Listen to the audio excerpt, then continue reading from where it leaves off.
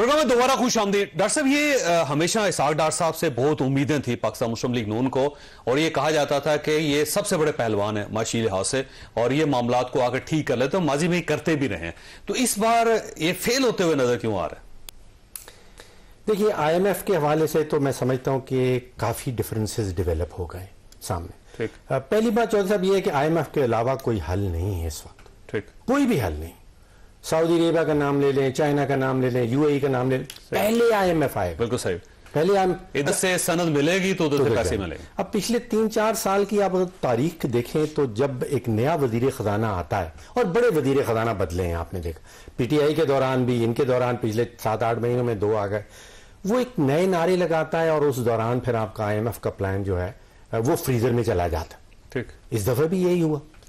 अब एक तो प्राइमरी सरप्लस और वो डेफिसिट का हमने वादा किया था कि जी हमारा सरप्लस आएगा बजट के अंदर, फिर वो बिजली के ऊपर जो हमने सब्सिडी दे दी एक्सपोर्ट सेक्टर को, उसके ऊपर भी IMF का कोई इख्तलाफ नजर आ रहा है। फिर यूरिया के ऊपर फर्टिलाइजर सब्सिडी दे दी, उसके ऊपर भी अब वो कह रहे हैं कि आप ऑडिट करवाएं पब्लिक सेक्टर एंटरप्राइजेस के ऊपर, उसके ऊपर भी कुछ इख्तलाफात सामने आ रहे हैं। जो PMLN का एक क्लासिक मॉडल रहा है ना, क्लासिक मॉडल खासतौर पर डार साहब का, वो ये था कि जी रुपए को हमने होल्ड कर लेना, होल्ड करके रखना है, या उसको आप समझिए कि ओवर वैल्यू करके रखना है, पहला। और दूसरा ये कि हमने ग्रोथ क्रिएट करनी है जिसके हम गवर्नमेंट एक्सपेंडिचर करेंगे, पुल बनाएंगे, सड़कें बनाएंगे, और उससे आपकी नौकरियां भी बढ़ेंगी और GDP और आपका जो मईशत का पहिया वो चलेगा। सही बात। अब मामला ये है कि रुपए और डॉलर की जो वैल्यू है, ना वो कोई शख्स ना वो कोई इदारा डिटरमिन कर सकता है, वो मार्केट ने करनी। ठीक। इतने बड़े पैसे, मतलब 100 अरब डॉलर का हमारा इखराज हो रहा है सालाना। ठीक। 70-80 बिलियन की हम इंपोर्ट कर लेते हैं, और कोई 20-22 बिलियन का हमने कर्जा वापस करना है।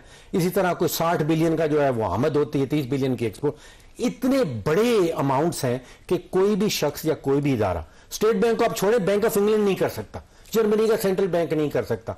ये मार्केट ने काम करना है। तो रुपए और डॉलर की जो वैल्यू है, ये मेरा ख्याल है कि हमें इसका एहसास करना होगा कि ये मार्केट ने डिटरमिन करनी है, ये हम लोग नहीं कर सकते। और दूसरा डॉक्टर साहब को अंडरस्टैंड करना होगा।